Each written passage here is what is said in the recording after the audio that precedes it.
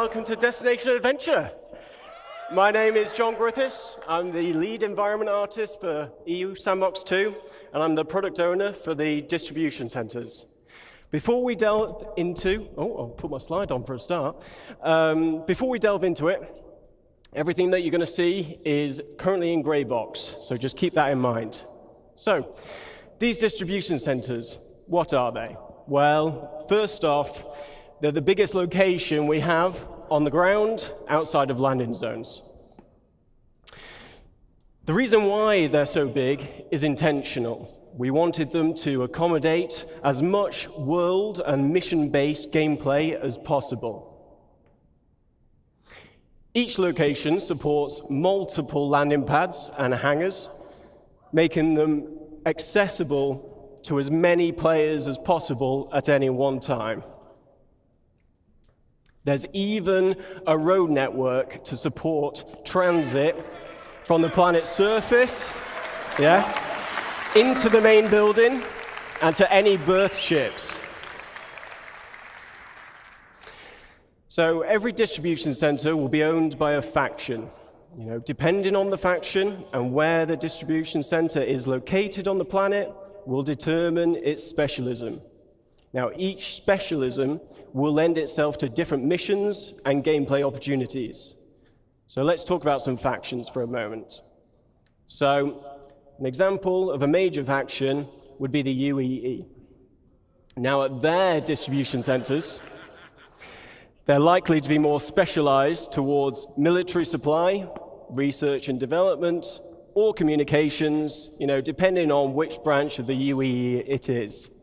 They will have a much stronger military presence in the area, and missions here may be more hostile with combat-orientated, team-based raid opportunities.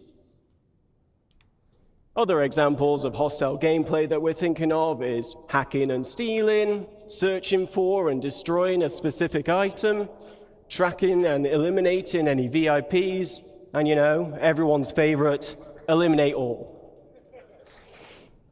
Grey Cat Industrial would be an example of a minor faction. So their distribution centers will be more specialized towards gathering resources, manufacturing, assembly, shipping. There would be a security presence here, but it won't be that as strong as a major faction. And missions here would be more suited to friendly gameplay loops, though we won't be ruling out hostile missions like corporate espionage. Some other friendly gameplay types. Cargo hauling, like I said, resource gathering and mining, maintenance of the location. But that's enough of me talking about it. How about we show you where we're up to with these distribution centers?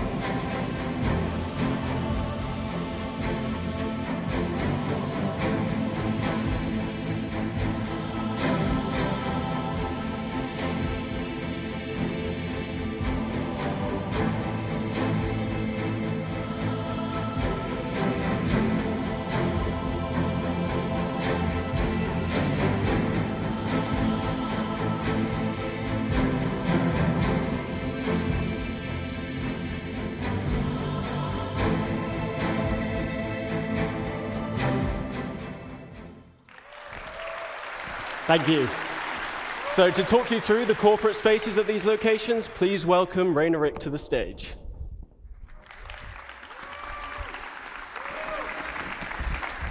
Hello, hello. So my name is Ricq. I'm a lead environment artist at the Montreal studio, and we've been working with John's team on the distribution centers. So John just showed how massive these locations are. He also presented the industrial sections on the ground level, and I'm here to present the administrative area of these facilities that the Montreal team has been working on. So they're located above ground, just below the tower highlighted in the picture. Inside, you'll be able to explore the corporate office space and interact with the administrative personnel. Accessible via the lifts in the hangars and also the industrial sections we saw earlier. In addition, we've added also landing pads in front of the lobby, specifically designed for smaller ships and ideal for short stays like pickup or delivery missions. And we can't ignore the fantastic views we have from these platforms, a reminder of the vastness of these facilities. Now, let's step inside the lobby. You'll find the atrium, which is a central point of the administrative area, providing access to various locations of the corporate space. Within this space, you'll find the reception desk, and as a newcomer, you'll be expected to report here first. So here you can hand over your deliveries or pick up packages and earn reputation points with that faction. So also expect to see corporate ownership reflected through branding, color schemes, and product placement throughout the corporate hub. And with the use of overlays, we'll be able to swap these out depending on the ownership. And here's an example with Grey Cat, showcasing their vehicles and some shiny armor. And back on the topic of reputation, as it grows, you can expect to gain access to the executive office spaces. From here, you'll meet with unique quest givers, and depending on your reputation level, you'll receive various mission types, either friendly or hostile. And finally, the distribution centers were designed as an evolving location. We've built this with future expansion in mind. And in the back of the lobby, for example, doorways could eventually lead to additional office space. So, enough talk. Just before I show our progress so far, I want to give a big thank you to the Montreal team for their work on the administration area. Thank you. And as John mentioned, we're still in gray box phase, so just keep that in mind. But let's take a look.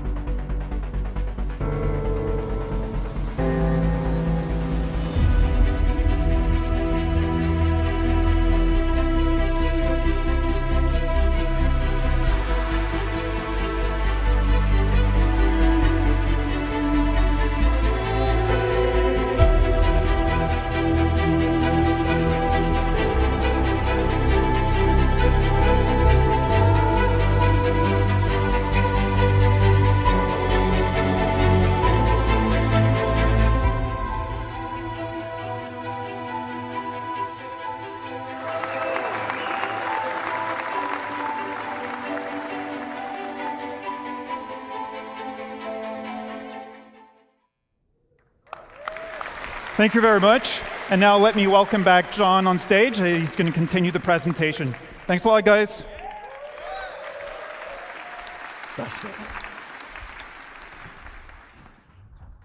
Team did a great job with that video.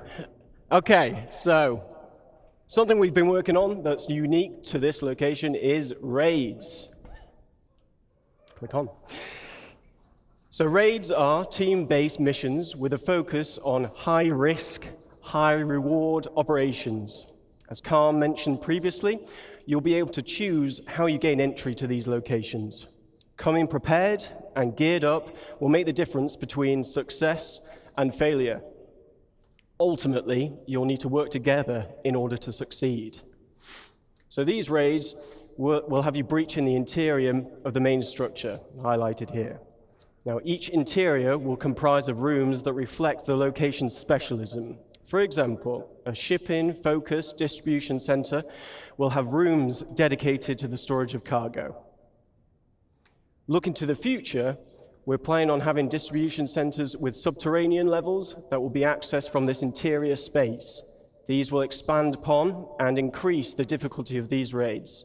Now let's take a look at one of these raid missions in action, but please note that this is early gameplay prototype of a raid.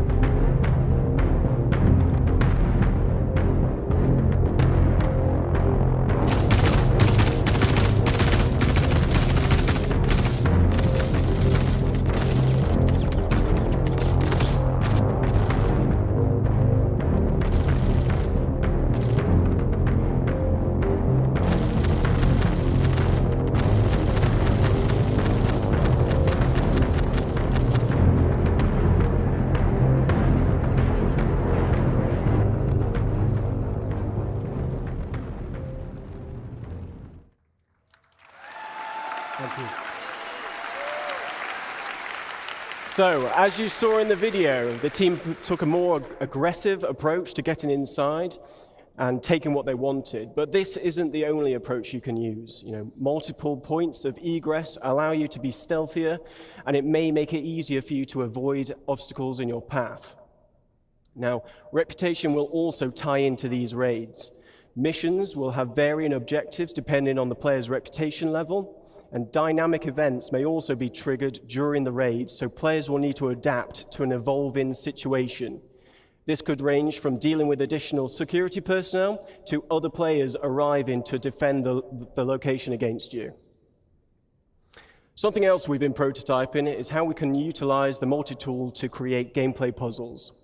Physically interacting with the environment around you changes the puzzles for everybody. With multiple add-ons for the tool available, you may have to get creative when finding a solution to the problem in front of you. In this next video, we show you how using the tractor beam attachment can open up new paths to your objective, but it's up to you to decide what path you can create with what is available. Let's watch the video.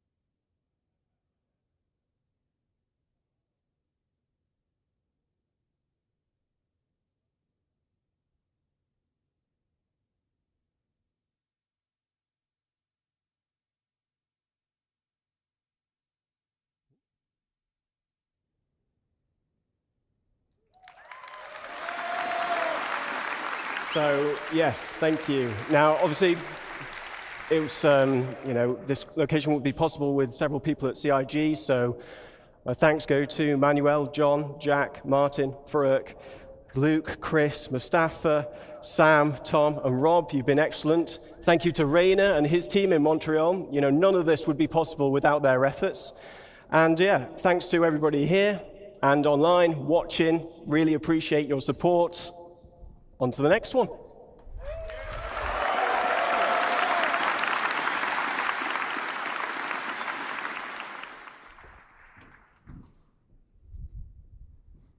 Hello. This is a good segue from the distribution centers, as I'll be talking to you about different aspects of cargo and freight on behalf of art and design. My name is Nick Etheridge, and I'm an assistant environment art director. So obviously, cargo isn't just about boxes. It's a big part of the game. Almost every aspect of the game has some kind of involvement with cargo. And I'm going to briefly go through some of them now. So let's start with missions. How will hauling contracts work in-game? We'll be introducing the Interstellar Transport Guild, as well as formalizing some of the main hauling and cargo companies that you'll be working with. As you do more hauling contracts, you will build up your reputation and relationship with the guild. This will lead you to gaining more lucrative contracts for specialized cargo and destinations, such as different forms of hazardous cargo, perishable cargo, riskier routes, and more. So what do I mean by hazardous and perishable? Well, as you know, there's lots of commodities in the game, and different commodities have different properties. As you know, with events like Xenothreat, we have some special cargo types with different attributes, such as time-sensitive cargo or quantum-sensitive cargo. But those were a small selection for the event, and they were the two-handed carryable types anyway. We'll be expanding those types, plus lots more types, to the wider game and to these hauling contracts. So how does this affect gameplay? It will affect the choices you make when you are handling, storing, and traveling with the cargo. For example, with size and weight, is it carryable? Do you need a tractor beam? What type of tractor beam do you need? Is it a handheld one or a ship tractor beam? Some containers can only be moved with ship tractor beams, for example. With health, has the container got good integrity? Is it holding fragile goods? Do you need to handle it with care? You can't just throw all containers about. For temperature control, do you need to ensure the container is powered so it can keep the contents cool? Or do you need to get to your destination quickly, otherwise the contents may perish? For security, can the container be locked or hacked? Can the contents be scanned, or is the container tracked? Will there be pirates or law after you when you're holding this container? Hazard containment. Is it radioactive? You might need the right protection against it, as you may have seen in Jens's presentation earlier. Can it explode? You might not want to put these containers on a more exposed section of your ship. And many of these attributes are going to be visually distinctive. So conversely, if you want to steal, for example, some cargo on a hull C, which does have very exposed cargo containers, you might want to avoid shooting blindly and accidentally blowing up your potential profits. So look out for those types of containers. Back to mission progression. We'll be introducing perks and rewards as part of fulfilling contracts and raising reputation with these companies. For rewards, we'll have branded ship and tool skins, branded clothing. There will be collectibles to decorate your hab, hangar, or ship, or you can put them anywhere you want. And there'll be more exclusive rewards that we'll be revealing later. Thank you.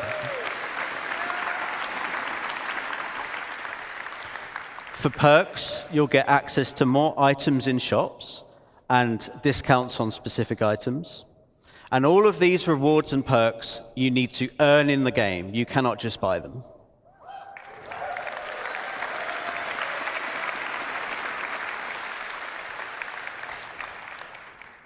Next, let's have a look at freight elevators and hangars. I knew you'd be excited for this. I'd like to show you a short video to demonstrate how freight elevators will change how you view your hangars and how you use your hangars.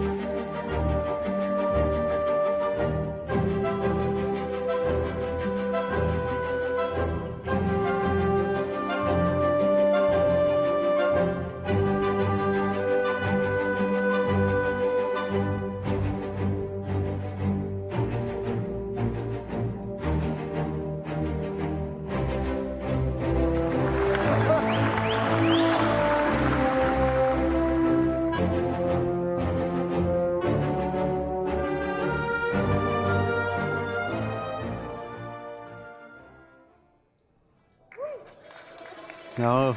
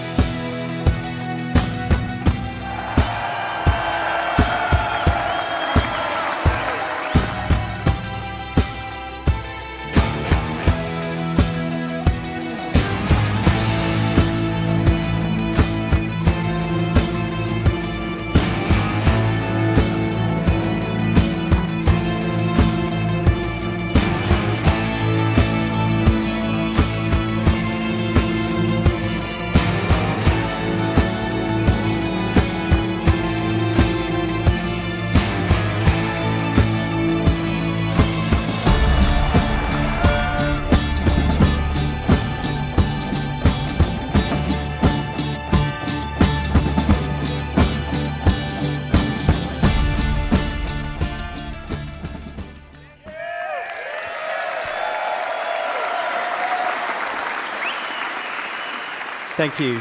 Thank you. So, as you can see, hangars, they will become persistent and personal, meaning you can stay there as long as you want. Whatever you leave there will persist and will be yours to use as you see fit.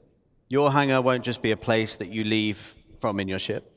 It will become a key base of operations to handle your inventory and storage needs, and you'll be able to request your ships from an ASOP terminal from within the hangar itself.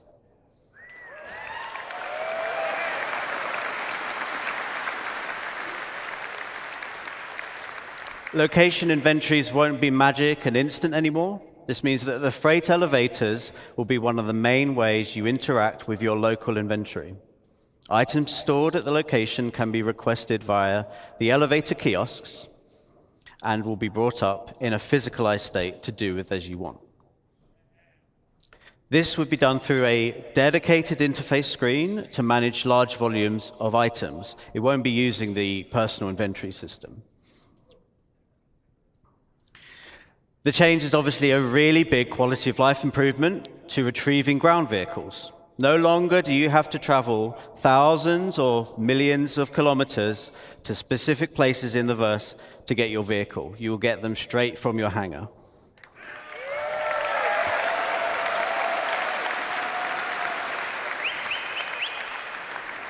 You'll also be able to bring up ship components, so your hangar is now more of a maintenance bay and outfitters where you can do repairs and swap around items and things like that. So in short, persistent player hangars in combination with freight elevators will dramatically change what you can do in your hangar. It will be a home to do as you want, which has always been the dream.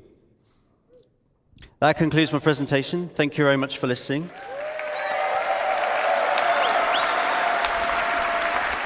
And I will pass you over to Todd Papy. CitizenCon. Come on, I can't hear you. All right, there we go. So, we'll be talking today about something special. It's an update on something that we talked about a little while ago, but we feel it's the future of Star Citizen, and it's the culmination of multiple different game systems coming together. So why don't you play the video?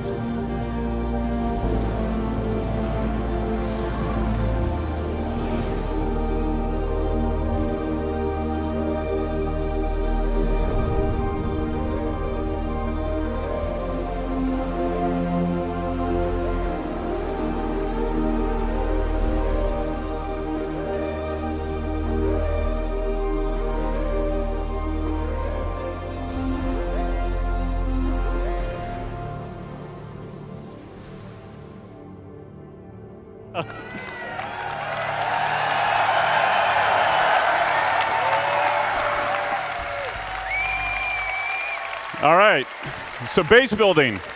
All right, it breaks down into two really large gameplay sections, planning ahead and prepping, and then you've got the on-site where you're actually going to build. So with that, you need to figure out what your goal is. Is it to have a home with a nice view and relax? Is it to have a trading post where you want to create and sell items? Is it to gather resources available and move on to the next area? Or is it to be off-grid and be completely self-sufficient? So with that, with your prep and everything like that, we've got blueprints. So the recipes. Everything in the game is fabricated from a blueprint.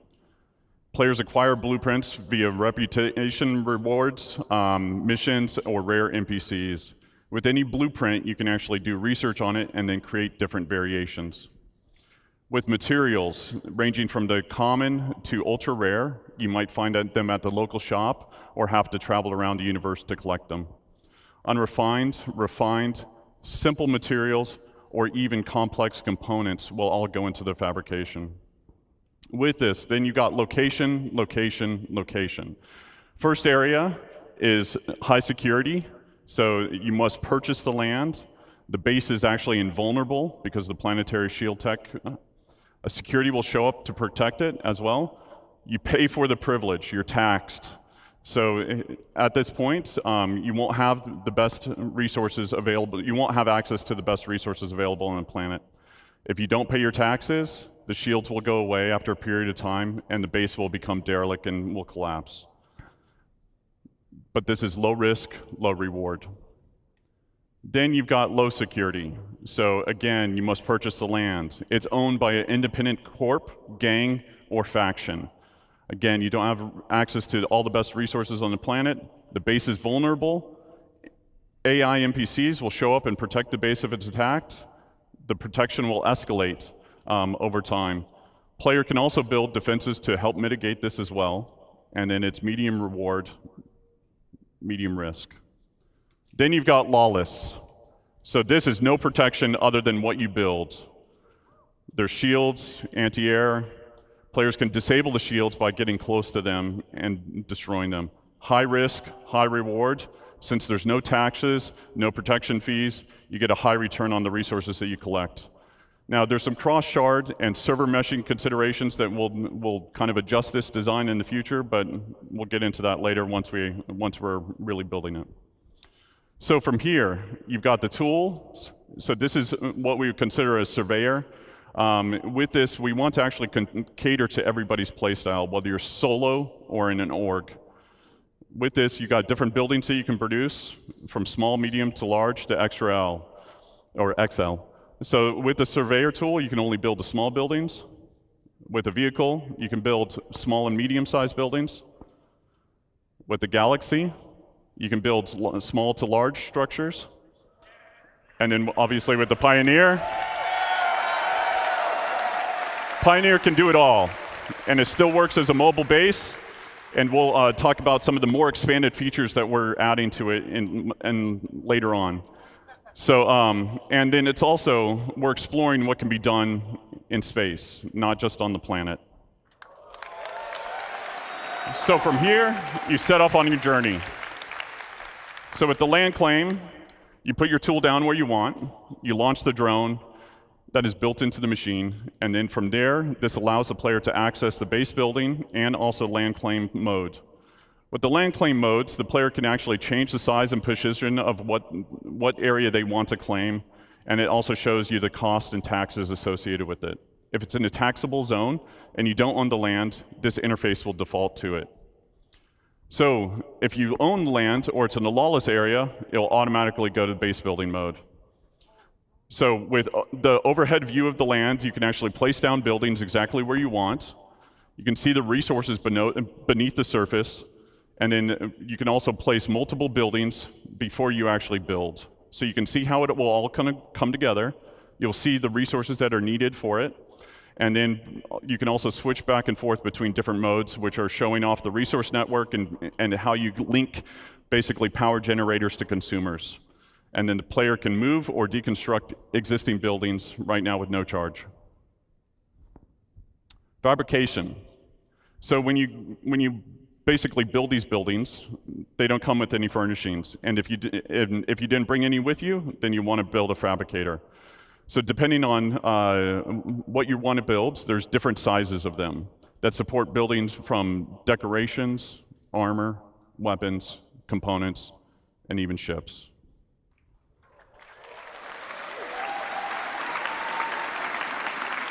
So like base building mode, you need blueprints, resources to craft what you want. Everything fabricated is produced from it produces a physicalized entity. Stats and quality will depend on the quality of the materials actually used.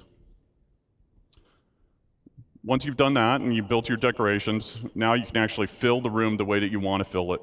So furnishings can be purchased at different locations, or they can actually be fabricated. You can do that via first person or in a dedicated mode in the Surveyor's tool. With that, you've got different types of buildings. So you've got utility style, which would be garages, freight elevators, landing pads, storefronts. And then you've got extractors. So with extractors, we want to make sure that nothing in regards to resource gathering is fully automated. A level of player engagement is always needed. So as Nick talked about before, there are different types of commodities, radioactive, perishable, etc. What you'll be doing is pulling out full containers. Then from there, it'll be repairing, or there's wear and tear associated with it, or even misfires like you saw in Thorsten's talk and Guillermo's talk yesterday. There's also upgrade paths for making them more efficient or resilient. Power generators. So with different types of power generators, there'll be some that are more cost-effective as well as effective in different areas. Solar panels will not always work in darkness. Fuel generators will need to be filled up every now and then batteries to store excess power. Then you've got producers. So things that will require the players to combine different resources to produce new items. And then you've got defense. So anti-air, anti-personnel, and then shield generators. And then the big one. We start development Q1. So that's me. Thank you all. Thank you for coming. It's wonderful to see you.